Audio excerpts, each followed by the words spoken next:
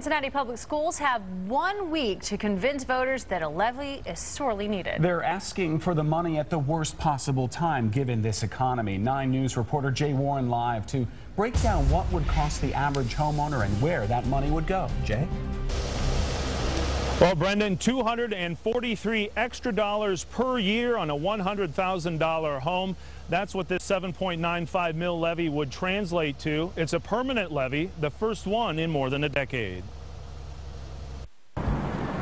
Over the years, Cincinnati Public Schools has been funded by a number of 5-year emergency levies that have forced the district to keep coming back to the voters for more.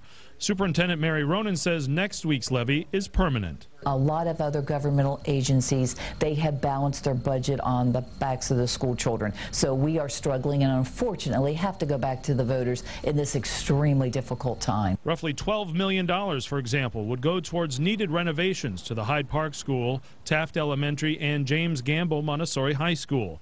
But Ronan says that's not all. We're looking at textbooks to meet the new national standards, computer technology, because a lot of our computers were purchased in 2003 and they're now 8 years old. The district knows that it's asking for money at a time when unemployment in Ohio is higher than 9%. We found Doug O'Connor and his crew putting up the ice rink on Fountain Square today. He says he realizes times are tough for a lot of people, but says voting yes on the levy is an investment in the future. It's all about the kids, you know. My son goes to Clark Montessori, and you know, it's all about the education.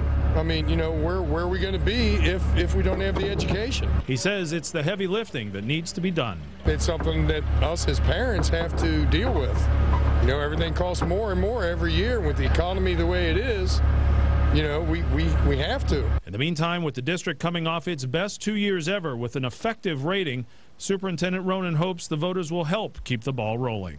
We want to keep the momentum to keep moving forward, so we are hopeful that our taxpayers will say, we appreciate it, you're going in the right direction, and will continue to support us. Now, people who intend to vote no say the district is trying to dig into an increasingly shrinking pocketbook and that it should do more to find ways to cut spending. The district reminds us that the money raised would not go towards salary or benefits, but rather textbooks and computers and the like, in hopes perhaps it might make it easier to pass. Brendan, Tanya, back to you. Jay Warren reporting live for us tonight. Thanks. We do have some